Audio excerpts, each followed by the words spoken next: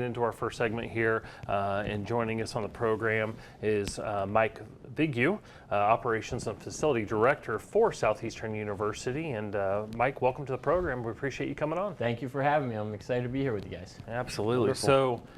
So, Operations and Facility Director, and I think it's just at this point in where we are and in the world, immediately that screamed to me, how did COVID impact your operations? So let's get that out of the way. Let's talk about how that impacted Southeastern and how it impacted you, and then we'll get into why you're in the field you're in and some of that stuff. But talk about what a challenge that was. Yeah, I mean, last year was definitely a challenging year for every institution that had, we were in uncharted territory. Nobody really knew exactly how we were going to go about going through systems and protocol.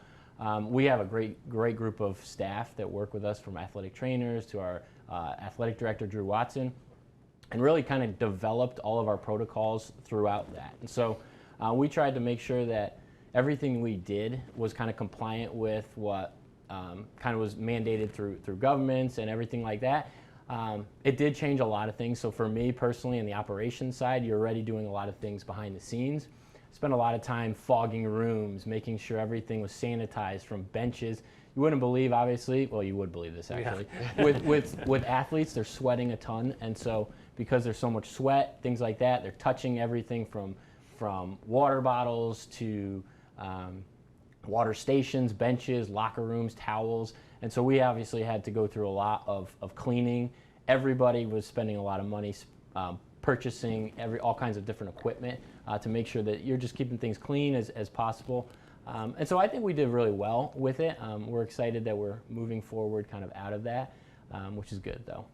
Yeah, I know it's nice for you and others to, I can't say completely put that phase behind us, because we're still implementing that a little bit, but to at least kind of not as much as we were from the beginning. So, with yourself, how did, just speak a little about how you got started with Southeastern and what, brought you to Southeastern and your role there with Southeastern today. Yeah, so I started, I went to school at Southeastern University. I got my undergraduate there in communication in 2006. And then I left for a good while, and I returned back in 2014. I was working in kind of recruiting and admissions at Southeastern University. I also worked at Florida Southern as well. So I've get to see both sides, and both institutions are awesome. And so then I transitioned in 2014 to a athletic marketing and promotions assistant. And then I kind of had more of an operations background. And so I really transitioned 2015 into the role that I'm currently in, which is assistant athletic director for operations. So. Okay. Well, I think a number of things, because obviously Polk County Sports Marketing, we're into running a lot of events, and so we certainly understand a number of the things that you're faced with. But I think it's interesting that you were a communications major, because at the core of any event or production is communication. Talk about how that training or that major has led to success for you when it comes to facilities and event ops. Yeah, I mean, and especially when you're working at a university and we have 18 different sports that we're offering, and so you're constantly having to communicate at different levels. So for me, obviously, I'm communicating with our athletic director, Drew Watson, communicating with our coaches. I communicate a lot with our visiting teams that are coming in, with officials, anybody that's really affiliated with the on-game, game day experience. That's what we're doing. And so in general, any job that you have to have good communication skills. And so for you guys, as you guys know, you prepare for events. For me, most of my job is actually done beforehand. So we have homecoming weekend this Saturday, and everything hopefully is prepared and ready to go so that game day is a lot smoother than I'm actually a little surprised that we got you here if homecoming is this weekend.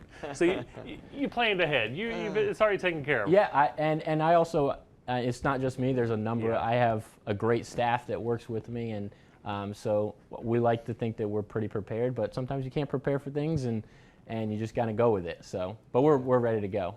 Wonderful. Speaking of homecoming and people coming back and so forth, what is it, from your perspective, what is it that attracts people to Southeastern and to Lakeland and Polk County in general that's allowed Southeastern to have the success that they've had? Yeah, so there's been so much growth at Southeastern. So I'm originally from Connecticut, and so I came to school in 2006, and really didn't know much about it. It was a small city, small university, and it's really exploded. If you ever get a chance to get on our campus, that's probably one of the biggest sells is you get on our campus, it's beautiful.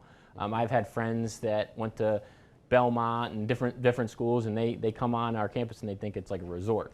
So that's one of the things that really has made it for a recruiting purpose is you get to see, Florida's awesome.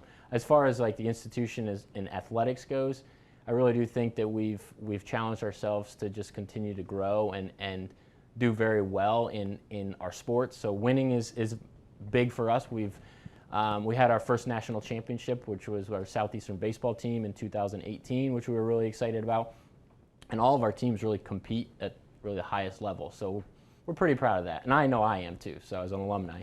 Yeah. Well, you talk about the experience, of course. We're in Florida. We're in Central Florida, attraction capital of the world. And as either if you're competing to get that leisure traveler to Polk County or that sports tourism participant or spectator, it all goes into the experience. Yeah. Because a baseball game can be a baseball game, or football, and it's about the venue and it's about the in-game experience. So they take that memory home with them. Yeah. Talk a little bit about what Southeastern does to really vie for that spectator's time, because there's a lot of other offerings in the area. No, and there's a lot of great offerings. Yeah. You have a lot of good local universities. You have high school sports is huge here. So we feel that from my standpoint, my job as a customer service job is to make it enjoyable for our coaches, our players, our fans, visiting teams.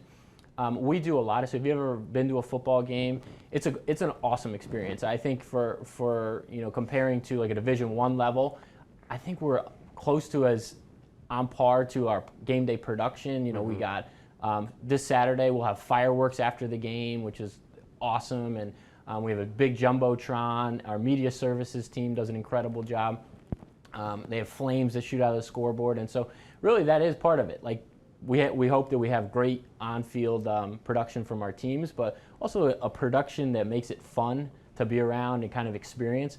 That's part of it too, and so I think that we do a good job with that as well. Gerald, have you seen the video board at the football games? Yeah. So I wanted to be. I wish I could have been in the meeting where someone said, "Hey, we want to have a jumbotron, and we want to shoot fire out of it. Yeah. So it costs this, and then we're going to put fire on top of it." Yeah. And we used to, in the past, we used to do it almost like cannons, like the Tampa Bay Buccaneers used to have. Neighbors in the neighborhood didn't love that, so we've kind of toned that down a little bit. But it's a fun experience, and we get a good crowd locally, and obviously we have a lot of staff that come out and students that come out and support it. So wonderful. As an assistant athletic director, kind of over all of your sports and overseeing everything, what are for this season, this year, what are some of the success stories that you guys have had come to the forefront, and even things that are currently going on with athletes that are that are shining? Yeah, so every year, that's one of the things that I love about my job. Now, I'm not a coach, and I don't directly have my hand in each team, but I'm excited about just like where student athletes are going. We have a student that's going to be on here, I think, next session with you guys, Devin Ford, who I've seen grow immensely since he started here. He actually started, I think he's in his 5th year now, and just seeing the growth of as a person, also as now as an athlete. His basketball team's going to be unbelievable. Our volleyball team's doing well, and so I don't want to pinpoint one specific athlete, but we have a number of athletes that are high level athletically and talented. So as far as success stories, I think as a whole, like we're having a good year. All of our sports, I think our women's volleyball team's like 17-8 or somewhere along those lines. So they're having a good year, and it's, again, to have a good team, it's not just about one player, it's about having a solid overall team. So, well, Mike, we really appreciate the time, and we're coming live to you here on October 22nd, so homecoming is October 23rd. What time is that kickoff? So football game's at 7 p.m. We also have a women's soccer game at noon, and then we also have a volleyball game at 2. So we have a lot of things going on campus. Did you guys not communicate? I mean, that's a lot. All No, that's how we like it. We like we it. went back Fans are talking about gonna be- communication.